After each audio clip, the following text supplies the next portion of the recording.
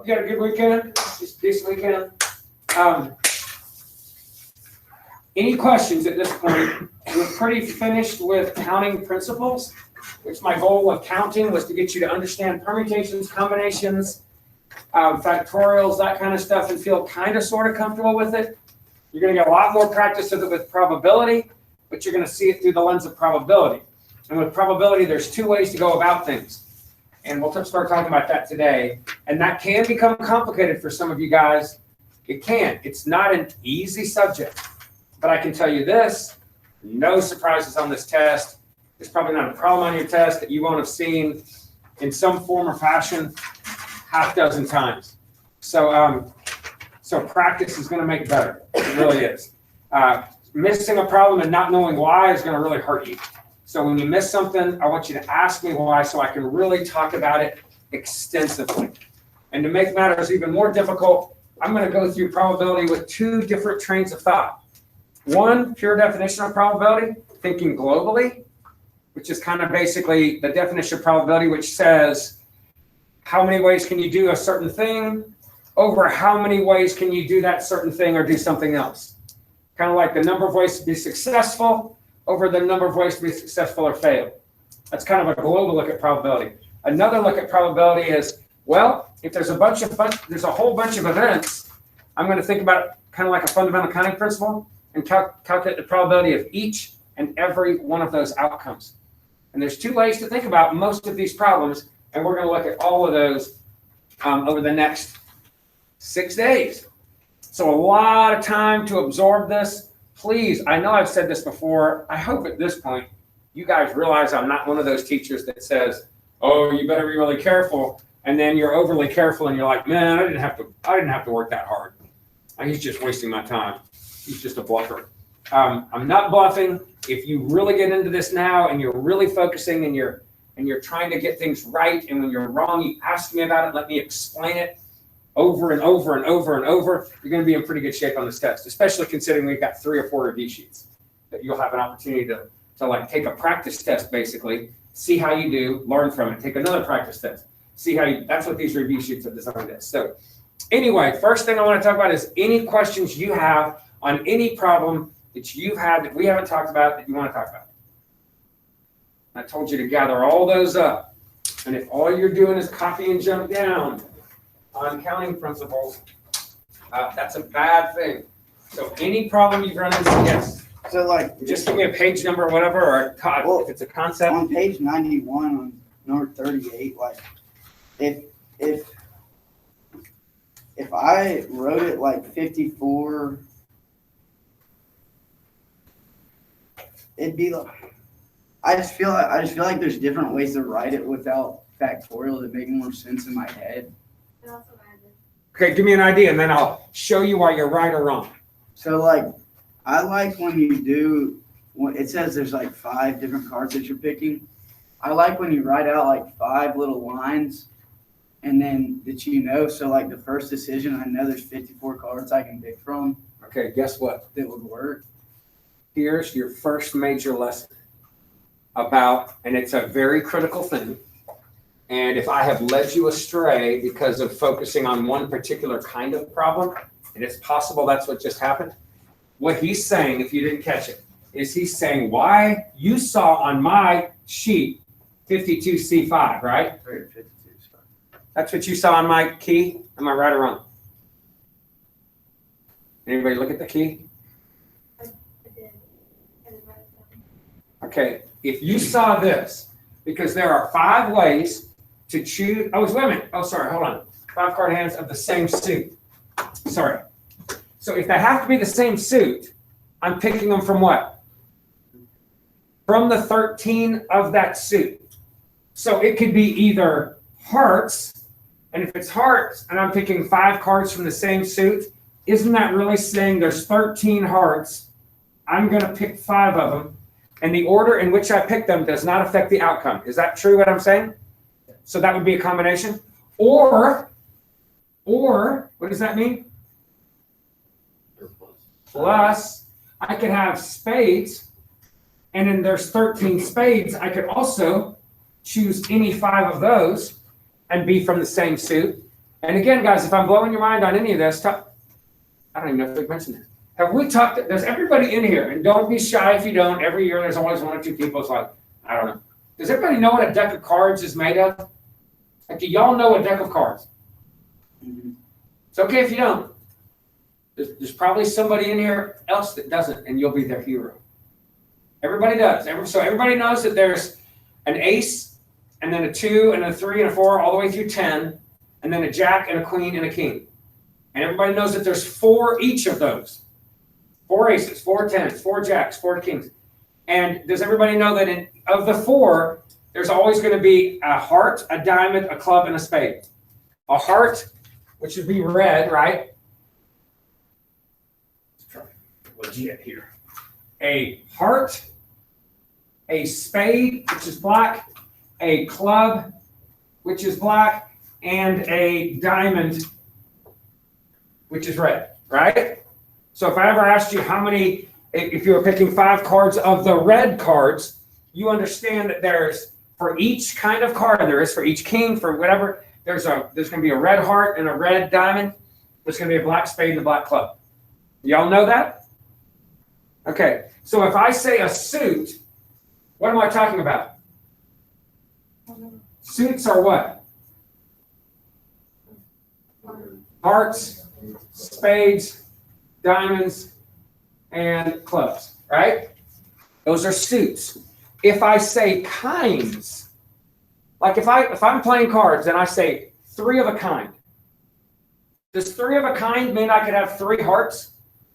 No. There's actually a funny scene in a movie. I don't know if you've seen Ocean's 11. It's actually a pretty good movie. There's an Ocean's 11, a 12, and a 13. There's also one with like an Ocean's 8 or something like that with, I don't know, whatever. But the first one, Ocean's 11, was good. The other 2 were okay. But the Ocean's 11 was good. And there's a scene at the very beginning where Brad Pitt is like this con man. George Clooney is his partner. And George Clooney's gone off to prison. And he's like, what, or they're thieves, con men, whatever. And he's relegated to playing poker with movie stars, teaching movie stars how to play poker. And he actually has like some real life movie stars in the room with him that are actually going by their name, and they're trying to learn poker from him, and they know nothing. They're horrible, but funny. They're so bad they're funny, and they don't know the difference between 3 of a kind, flush, or whatever. And there's a scene in the movie where he's trying to coach them up on how to bet and everything, and they're throwing their money out. And at the very end, they're like, "Okay, I don't know if it's Topher Grace or whoever it was that was in the scene." They're like, "All right, what do you got?" And he goes, he lays down his hand. And he goes, "All red," and everybody's like, "Sweet," and they're giving him high fives.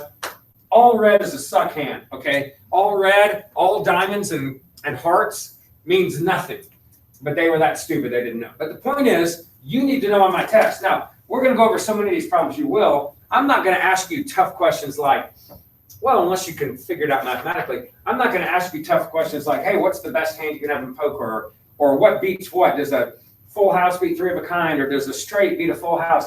Those questions we're not going to get into. I think there's one question I ask where I say, which hand is harder to get? And if it's harder to get, then what would you know about the probability?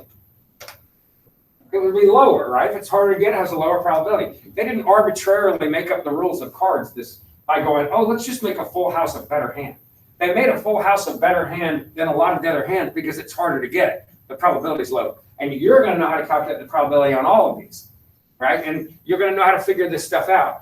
But you have to know this. If I say suit, I mean these, okay? And there's 13 each. There's 13 hearts, spades, diamond, and clubs, because there's 13 kinds of card. But if I say kinds, I don't mean, hey, how many kinds of books or how many kinds of this? When I say kinds, I'm using kinds in the definition of like poker vernacular. When somebody says, I have 2 of a kind, they don't mean I have 2 hearts. They mean I have 2 kings.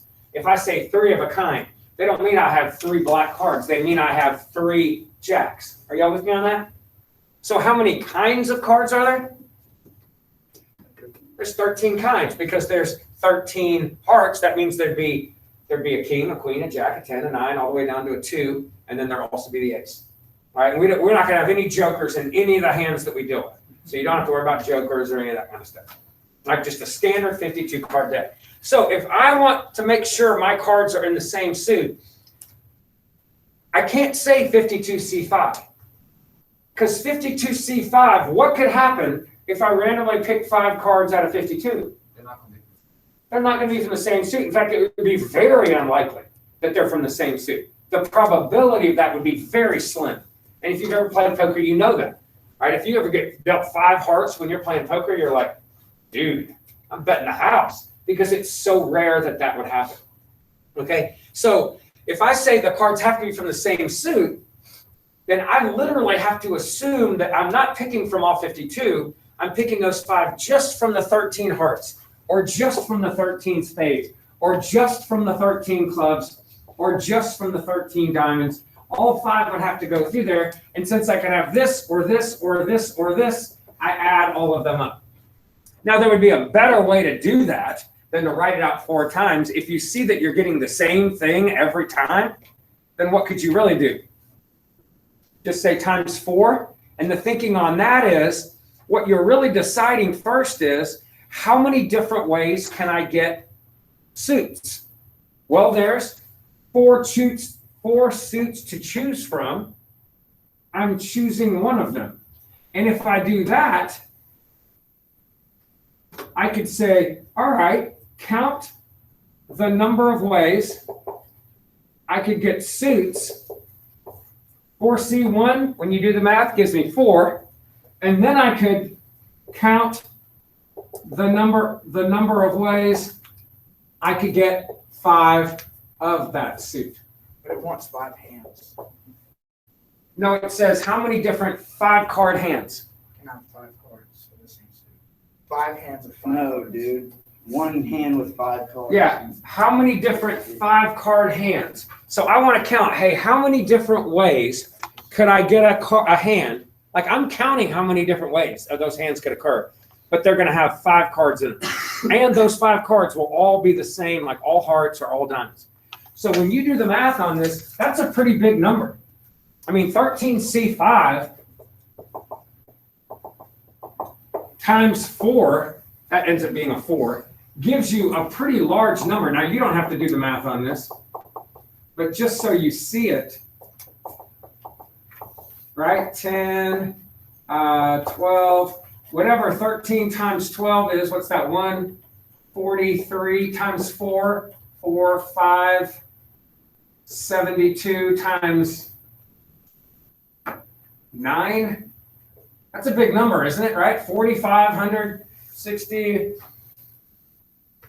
4,600-ish number. That's a lot of different ways I can get a 5-card hand, isn't it? But you know how many ways I can get a 5-card hand choosing from 52? Millions. So you're talking a few hundred ways to do it, a few thousand ways to do it out of millions.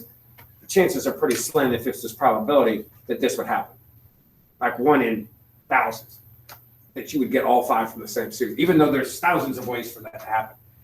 But yes, there are thousands of ways. When you do the math and multiply all this stuff out right here, when you multiply that out, which this is fine. This is fine. That is fine. There's 4 different suits, and there's 13C5 ways to do that. Okay. But that's how many hands I could actually end up having. That's a lot of different ways, right? Are y'all with me? And all of those would be flushes. A flush is when they're all from the same suit, which is a good hand. Some of those are going to be straight flushes. Not very many, but some of them. That's the unbeatable hand. The only hand that can beat a straight flush is just a higher straight flush, one that has a highest card, right? And that's what a royal flush is. It's just a straight flush all the way through all the royalty, right? The 10, Jack, Queen, King, Ace.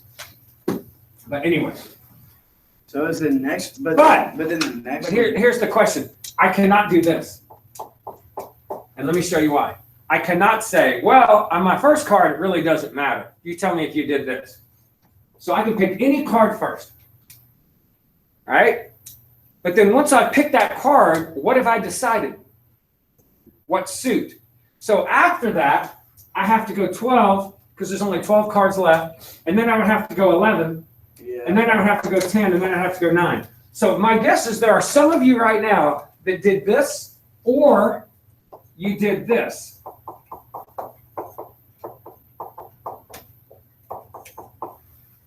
I know you can just put it over the 5 factorial. Okay, yes. But most people aren't going to think like you, Lily. They're just not. So let me talk about this if you did this. Okay? Right here. You just wrote out a permutation. You didn't even know it. What you did is you wrote 4 times 13 all the way through 9. But 13 through the 9 is the same thing as me doing this. You didn't even see it coming. Watch. Isn't this 13 factorial over 8 factorial? And when you simplify that, don't you get 13, 12, 11, 10, 9? You just wrote out a permutation. If I write out a factorial, even if it's a shortened factorial, I not even see it coming. But what I just did, I just said, I want to have 5 cards from that 13. And the order in which I do it doesn't have an effect on the outcome. I'm sorry, the order in which I do it does affect the outcome. But this is a card game. It's a combination kind of thinking, right? The order does not affect anything. You have to be careful. And if you think about all the examples I was doing the blanks with, what were they? License plates? Do the order in which you put those letters and numbers in there have an effect on your license plate? Yeah. I was counting things where the order mattered, which if it's a permutation, great, knock yourself out. But on a combination has that extra divisor on the bottom, doesn't it? So right here, if this is really a combination, I should also be dividing by 5 factorial. And it's a rare person that goes, oh, I could just divide that by 5 factorial. Most people aren't going to think that way. So I would encourage you strongly, vehemently, that when you are dealing with a combination, when a situation where it's dependent, right? Every time I take a card, is the next choice going to be affected by that choice? Yeah? If it's dependent, okay? If you know that and the order doesn't affect the outcome, use a combination. Don't do this because this is going to be wrong. This thinking is just wrong. And it's going to feel really good because you're like, yeah, I'm looking at this individually, but what you're not taking into consideration is, hey, changing the order up. If I change the order up, it's not affecting my hand. Kind of like if tell me, what was your thinking on dividing by 5 factorial? Did you just look ahead at what the definition was? Or are you thinking something else? I just said that there were like 5 spots, so like do any each spot. I don't know. I guess I'll figure it out. Kind of like the Mississippi thing where you have 4 S's, you divide out the 4 factorial. Is it something like that, or is it? I just like, I don't know. Well, whatever it was, I like it. But my point is most people don't naturally think that way. And that is one of the biggest hurdles I have to overcome with probability and counting is making sure you understand when you write something like this, 12 times 11 times 10, you are writing a permutation. No, I'm not. I didn't put a P up there. I don't care what you wrote. You wrote the first 3 numbers in 12 factorial. That's what that is. 12P3 is the first 3 numbers in that factorial. This 13, 12, 11, 10, that's the first 5 numbers in 13 factorial. That's 13P5. And you have to understand by writing that out one blank at a time like that, whether you realize it or not, you're writing out a permutation. And if you want a permutation, awesome. Knock yourself out. But if you know it's a combination, if the order has no effect on the outcome, you can't do it. Or you got to adjust for it, and it's harder to think through that adjustment for most people. And when I say most people, I mean most people. That may be the first time I've heard somebody throw that out voluntarily, especially before we've even gotten to combinations. To probability. Are y'all with me on that? Really be careful about your blanks that way. Really, really be careful. All right, what else? Any other comment on any problem? Please talk to me. This is your time before I jump into the probability. Could you do the next one too, the 39? Okay, so from a standard deck of cards, how many different 4 card hands can have each card from a different suit? So if each card comes from a different suit, what does that mean? I've got to have one what? one heart, one spade, one diamond, one club. So really, you could say, well, which of the suits am I going to use then? Now, in this case, I'm going to use all four, right? What if there were 10 suits? What if there were 10 suits in our random deck of cards? What if there was hearts, diamonds, clubs, jewels, suns, happy faces? What if you had a really weird deck of cards? And I said, hey, you're going to use, I want 4 hands from different suits. If there's more than 4 suits, that's a lot of different suits I could collaborate with, right? So really, wouldn't you choose how many suits there are? I mean, how many different ways could I pick 4 from 10? Couldn't you say, hey, if there's 10 suits out there, I want to pick 4. And then once you've decided the suits, like once you've decided which suits you're going to use, then what would you do? You'd pick what? One from each. And since there's 13 cards in each one, wouldn't you then say 13C1, that's the first one, and then pick another one from a different suit, and then another one from a different suit, and another one from a different suit? Well, guess what? We're doing that, but there's only 4 to choose from. But guess what 4C4 gives us? 1. 4C4 ends up giving me 1. There's only one way to pick 4 suits from our deck of cards, and right? One of each. There's only one way to do that. I need a heart, a diamond, a club, and a spade. So that's why if you accidentally forget that here, because you're like, wait a minute, I'm picking 1 heart, 1 club, 1 diamond.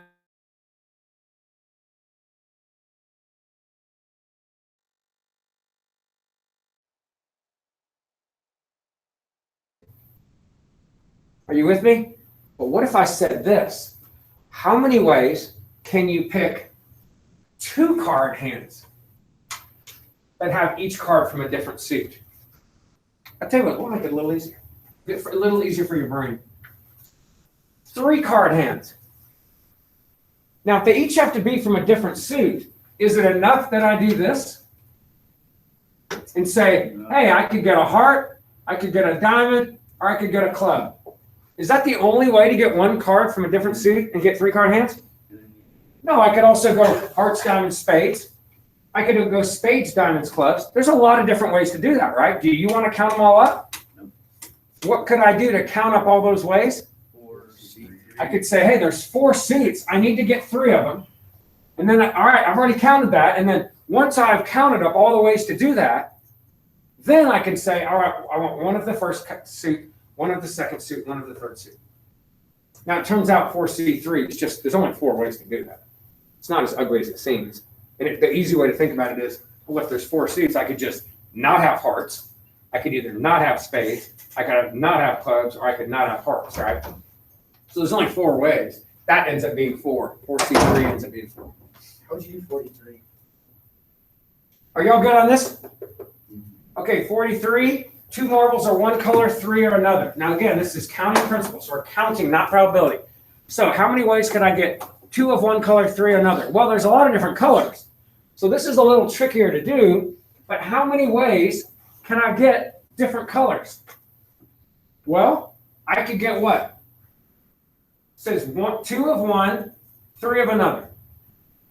So what are my options here? And you're going to have to, there's no magical way to do something like this because there's not the same number of each. There's not the same number of each.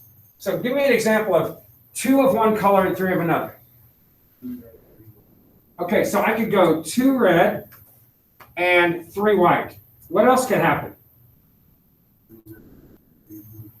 2 red, 3 blue. What else could happen? 2 white, 3 red. 2 white, 3 red. 2 white, 3 red, or 3 blue. Or what else could happen? 2 blue, 3 red. 2 blue, 3 white. And what word were you using in between all of these? I could get this and this, or this and this, or this and this, or this and this, or this and this, or this and this. So when I'm counting, and I count the number of ways I can get 2 reds, what has to go between that and the 3 whites? Times. And what has to go in between this and this? Plus. So how many ways can I get 2 red marbles from these 4 red marbles? 4C2. How many ways can I get 3 white marbles from those 6 white marbles? 6C3. And if I have to get 2 reds and 3 whites, I gotta multiply there. Are y'all seeing that? Now, how many ways can I get 2 reds, 3 blues? Well, 4C2 again, but 3 blues would be 9C3. And since I'm doing this and this, I multiply there, but because I'm doing this or that, I add in the middle. Are you tracking with me? Yes, no? Now, when you might look at this, you're like, yeah, but 4C2, I mean, aren't all the marbles red? Yeah, they are, but they are different marbles, right? I mean, they actually have different, probably slightly different sizes, even though they're probably pretty close. One of them might have a scratch, one of them might not. They actually are different entities. And if I'm counting the number of ways it could happen, it is another way, right? And probability is going to be affected by counting. If I just go, oh, red, white, blue, they're all the same. Well, if I do that, then the probability of getting a red is going to be the same as probably getting a blue if I don't consider the fact that there's more blues, right? So when you're doing these, this is very tedious. I don't really want to finish it. I'll do one more. 2 of the 6 white, so 6C2. The red, blues, 9C3, or add a plus, and just keep plugging along and plugging along. Oh, wait. Sorry. 2 whites, 3 reds. 2 whites, 3 reds would be 4C3. Sorry. And you're just going to keep plugging along and plugging along as you do this. And we're not going to do any simplifying, so don't worry about that. Are you with me? What else?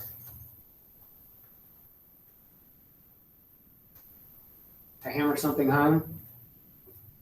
Why is this wrong? All right, my first marble has to be red, so I'm going to go 4 times 3. First marble, 4 ways I can do that. If I put blanks in there, 2 of one color, 3 of another. If I go, all right, there's 4 reds, and then once you take it, then there's 3. And then I'm going for 3 whites. There's 6 whites. Then if I take one, then there's 5, and then there's 4. What did I just do by writing 4 times 3? I did a permutation. I didn't even know it. There's no P there. But 4, 3 means the first 2 numbers in 4 factorial. That's 4P2. The first 2 numbers in 4 factorial. That's the first 3 numbers in 6 factorial. That's 6P3. And even though it doesn't look like a P, it is a P. It's the same thing. So if you find yourself writing factorials out, if you see that, even if it doesn't end, you're doing a permutation whether you realize it or not.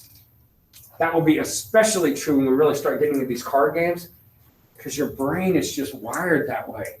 I don't know why, I don't. But it's wired to go, oh, there's 52 cards, then there's 51 cards, then there's 50 cards, and you're going to be writing things out, and you're going to go, crap, I just wrote out a factorial, or part of a factorial. That's a permutation. If I don't adjust for that like Lily did, or stick with combinations from the beginning, I'm going to find myself in trouble. And that's what you got to be careful about. Anybody else on anything counting principles? I just don't understand. It says how many ways can 6 dots be arranged? Isn't that like infinite? Where are you? That's just a weird 92, just like a weirdly worded question. Number 9. Oh, page 92 Yeah. on this thing. One more up.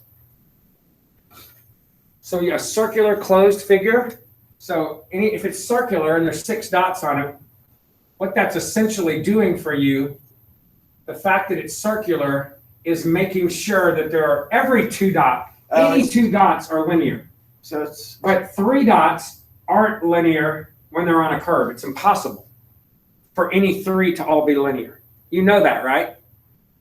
So by saying it's on a circular, closed just means it was connected. By saying circular, that means that none of these are collinear. If I don't say that, and I just say, hey, there's 6 dots, isn't there a chance that 3 of them would be linear And if it's linear and I am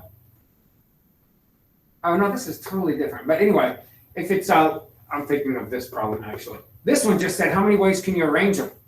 What do we talk about circularity? Sorry, I'm answering this question with this because I had to read it. But it's just saying there's like it's already set spots. That's right, but we don't say 6 factorial if it's circular. What do we say? 5. We say 6 minus 1 factorial or 5 factorial. Why is that? Because it's a circle is the short answer. But me saying, hey, that right there is different. That right there on the inside is different from this on the outside. And I would argue, is it? Because it is if the frame of reference to the exterior world is like, oh yeah, well I need A to sit closest to the door right here. Well then yeah, that's different because now A is not closest to the door, F is. But if I don't have any other information, circularity, this right there, that inner row is the same thing as me shifting one, is the same thing as me shifting one again. These are all the same. They're all the same things because nothing really changed on this. It was just the frame of reference. So I'm not going to overcount them. So that 6 dots, I would just say 6 minus 1 is 5, 5 factorial. And if it was flippable, which it did not say anything about it, what things tend to make flippable pop into your head? Bracelets, necklaces, keys, the word flippable, those kind of things, yes. But if it doesn't say flippable, don't divide it by 2. And flippable can happen even if it's not circular. It just happens if it's flippable. But circular, divide by 5 factorial if it starts at 6. What else? Anybody else on anything we've talked about? Don't be shy. And if you're not checking your work, guys, you're already putting yourself on the spot. I give you that little mini lecture about, hey, don't rely on your common sense. Really be checking the keys, learning from these things. Don't get behind. It's not too late. But you really want to go back and make sure you fill in all those gaps and understand what we're doing. Anybody else? Okay, we're going to jump into probability. Again, I have no real timetable for this. We're in a pretty decent spot. If the test has to bump to Tuesday of the next week, that's fine. Right now, it's looking like Monday, even though your assignment sheet, I think, says Friday of this week. It's not going to be Friday of this week. So we're looking like Monday. Exams, is there an AP that y'all are taking this week? So that won't affect your class at all. Might affect the other one some. Probably will still have class in here, though. I'll have to look at the numbers. If it wipes out the whole class, but I don't think it does. Anything else? What Wednesday push? So you're done with that? So really that and psych are the only ones y'all take? Nobody in here is AP Chem, right? Oh, you are, but you took that too? Okay, that's right. Okay, all right, well, let's jump into probability and take a look. So a couple things I want to talk about in probability initially, and again, I don't have same kind of thing we did before. Don't worry about the assignment sheet. Just any point we've gotten on the assignment, make sure you understand the problems before or come in with questions. And guys, please, more questions are better. All right, so notes on probability. A couple of definitions. I'm not going to ask you to define these on the test, but I'm going to use these words, and if you don't know what they mean, they can present a problem for you. An experiment. An experiment's anything that's uncertain. Flipping a coin, do you know what's going to happen? Uncertain. Rolling a die, do you know what's going to happen? Uncertain. Picking 5 cards out of a deck, do you know what's going to happen?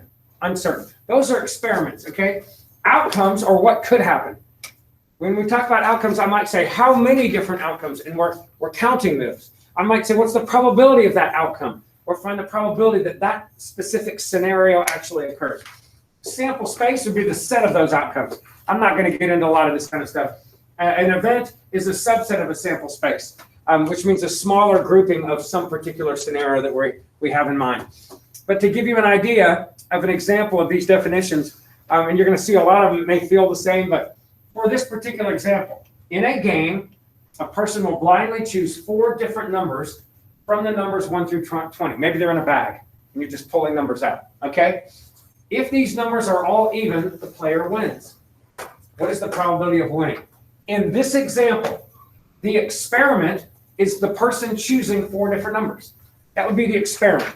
So it's what's uncertain. I'm just going in there and picking stuff, but we haven't really talked about what we want or anything like that. Outcomes. Well, there are 4,845 ways, if you count those, probably using a combination, 20C4, 4,845 ways to pick those numbers. Those are the actual outcomes. The sample space would be putting them in like a big sample, like, hey, what are the outcomes? Well, you could get a 1, 2, 3, 4. You could get a 2, 7, 12, 19. You could get a 20, 19, 18, 4. Writing those out and listing them, that's a sample space. We will do very little of that where you actually write them out. It's kind of tedious and most of our numbers are really big. And the event, there could be many of these, but one example would be what the game is calling the player to do to win. Like if I said, hey, what's the probability of you getting all even numbers? What's the probability of so-and-so happening? That would be the particular event. And there's lots of different events that could happen on this situation where you actually win if they were all even. But it would maybe be a more specific subset of that original set of outcomes. Are you with me? So sample space doesn't necessarily mean you win. Those are just outcomes that could particularly happen. Event might be a smaller grouping of that. So if I were to say find the sample space of me tossing a coin or tossing 2 coins or tossing 3 coins, what am I asking you to do? Sample space is what? All the possible outcomes. So what's the possible outcome if I flip a coin? So tossing a coin, I could get a head or I could get a tail. So the set would be heads, comma, tails, or tails, comma, heads, whatever. What if I toss 2 coins? What could happen? Heads, comma, tails, comma, heads. I could get heads, heads, or Heads, tails. heads, tails, or Tails. tails, heads, or tails, tails. Those are the 4 outcomes that could occur. And if I put all of those in a big set, which I probably wouldn't list them vertically, but whatever. If I put those all in big set notation, that would be what we call the sample space. Now, 3 coins starts getting trickier, right? There's a lot more outcomes. Does anybody know how many ways I could do that before I write them all out? There was 2 ways to do this, 12. 4 ways to do that. 12. 2 to the, there's 2 outcomes, right? 2 to the first, 2 to the Eight, second, eight. 2 to the third, right? So basically, all I have to do to adjust for 3 is to go, well, if those are my outcomes for 2, then I can take that HH, HT, TH, TT, and I can just do what? Throw a head, head, head, head, or I could do what? Take the HH, HT, TH, TT, and throw a what? Tail, tail, tail, tail on it. And if I wanted to go to 4 coins, what could I do? This is the big bracket. If I wanted to say, what's the sample space for 4 coins, then I could take this and do what? Throw H's at the end, and then throw T's at the end, which would give me 16 different outcomes, which I'm not going to do a lot of this sample space stuff, but I want to throw it out there. All right, probability of an event. First couple definitions of probability. First one, probability of an event happening. An event could be, hey, what's the probability that you get a king? What's the probability that you get a full house? What's the probability of anything? It's the number of ways that that event could actually happen. We call that a success, right? Now, it may not be a real life success. Like, what's the probability of it rains and you're trying to play golf? No, that's not successful if it rains. It's hurting my fun, right? It's a fail for my day. But the point is, it's whatever you label what you're calculating. So the number of ways something could happen, that particular thing, with the denominator in probability, success or fail. It counts everything. So if I said, what's the probability of getting a king? If I draw a card from a 52 card deck, the numerator is like the probability, the number of ways I could get a king over the number of ways I could get a card, which is a king or something else, right? Are you with me on that? And another way you can think of that success, that right there, the number of successes or failures, okay? I don't know why I used S there. I should have said S or F, but whatever. But the denominator there could be anything that could possibly happen. The numerator, just what I'm trying to calculate. And probability, for the record, is always between 0 and 1. I know sometimes we say, oh, there's an 85% chance of rain, or the probability is 85%. But you know what percent means? Well, the percent means divide by 100, which turns an 85 into a 0.85. So anytime you say percent, you're saying divided by 100. Like the whole idea of the percent, that evolved from divided by 100. It was an evolution of percent from a divided by 100 over the years just became a divided by 100, a percent sign. So 85% right there means the same thing as 85 over 100, which is 0.85. And that is definitely between the 0 and the 1. So if you know something's going to happen, if it's absolutely certain, what's the probability? 100%, which is 1. And if it's impossible for it to happen, you don't say the word impossible. Like I say, what's the probability if you draw 5 cards that they all 5 are different suits?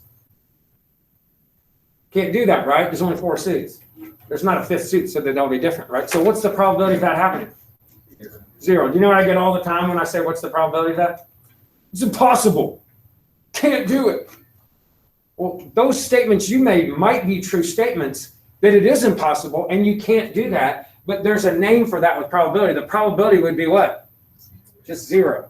So make sure you know that when it's impossible, that's a 0. When it's absolutely certain, what's the probability if I flip a coin? Well, this is actually not true, whatever. If I flip a coin that I'm going to get a head or a tail. It's 100%, right? Probability is 1. Now, I've actually flipped a nickel. It cursed me about 4 years ago. I flipped a nickel and it landed on its edge. I was like, freaking A. Now I got to mention that every time. So I guess there are other unknown outcomes that could possibly happen, because that actually did happen to me. It's never happened with a quarter, a dime, or anything else, but the freaking nickel landed on its side. I don't know how you account for that. It's so rare, I would imagine. Has that ever happened to anybody? Yeah, I've never seen that happen. I don't even go around flipping coins a lot. So like, it's not like I do it all the time and it's bound to happen. But I guess a nickel is shorter and it's fatter than the rest. And I don't know, it's bound to happen. And it did.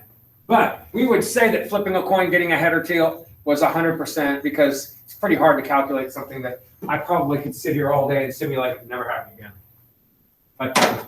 But anyway, how do you do this with counting? Well, here's an example right here. It said from the example above, picking at the 20, right? It said pick 4 numbers from 20. What's the probability that they're even? Let's think for a second. If probabilities, it says, count the number of ways to have success. Well, how many cards could I have? I mean, how many numbers could I have success with? The even numbers. How many are there from 1 to 20? 10 of them. Half of them are even, half of them are odd, right? So there's 10 numbers that are even. So if I said to you, how many ways could you experience success? How many ways wouldn't you say, well, there's 10 even numbers. I'm going to choose 4 of them. And the order in which I choose them doesn't affect the outcome, does it? Combination. Sounds like a combination. Sounds like a 10C4. Right? And then if I said, well, in the denominator, I want to just know how many ways could I have success or failure? Well, if I could have success or failure, I'm picking 4 cards from what? From any of the 20. Well, that sounds again like I could pick any 4 cards from the 20. The order in which I pick them doesn't have an effect on the outcome. Couldn't I say 20C4? Well, I'm done. I can stop right here. Are y'all seeing that? Now, just to throw something out there, what if I'm putting the numbers back each time? If I'm putting the numbers back every time I choose it, here's a 8, put it back. Here's a 5, put it back. Is this still dependent? If it's dependent, combinations, permutations all day. If it's not dependent, then you don't have a factorial going on, do you? You don't have a not 20, 19, 18. You've got 20, 20, 20, 20, 10, 10, 10, 10. You can't use combinations. Then you have to start thinking independent thinking. And that's a little different, because if you can't use combinations, we'll get into that. If you can't use combinations, how are you going to think? Y'all with me? We've talked about impossible events. How's this better? We've talked about certain events, and we're going to stop right there and pick up with this tomorrow. Okay, so probably not any homework today except to go back and make sure you understand all that accounting principle stuff. All right. I meant to turn in the review, but I made it that test Thursday, and I wasn't at school Friday. It's been a while, but About $1 for every late assignment you have given me. I have tens of dollars. Yeah, come on.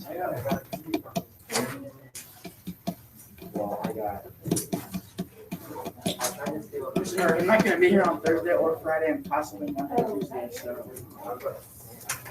I'm going to Nashville for a little bit to like settle up a new house a little bit up there and like. You moving? Yeah. Are you over here next year? Alright. No, I'm sorry. That stinks. Sadly, yeah. Well, So, you will miss just watch the videos. And if you're back on even Tuesday, if you're back that late, you still have review days to ask questions and do it. Yeah, don't get behind there. You don't want to do that. What part of Nashville? it's called Brentwood. oh yeah, It's a great area. I have a lot of friends that live in there. you going to what school you went to, Brentwood? Brentwood High. Yeah, Wait, you're moving? they look up.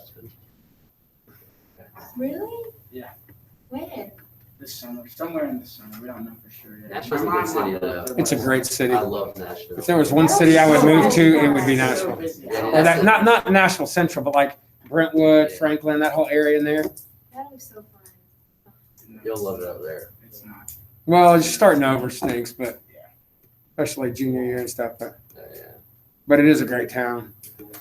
A lot of stuff to do. You have to start commuting now. Like we actually have to drive to work. You know, that 5-minute drive to UB is now 20 minutes to get to. Well, yeah, if you live in Brentwood. Yeah, it's a 20-minute South of drive. town, but- Wait, have you got my house yet? Yeah, we bought it last weekend. Is it cool? Can I get? It's a lot bigger. I'm still ready to live here. Yeah. I hope you like it. That would be the one place I'd consider moving, other than some lake. Like for the rest of your years, it's just a good city. Plus, our airport has cheaper flights in Birmingham. Seriously, and you can fly direct places. Like I can go direct to Phoenix. 3 hours, I'm in Phoenix. Here, I got to go through Houston or Nashville or Dallas. You got.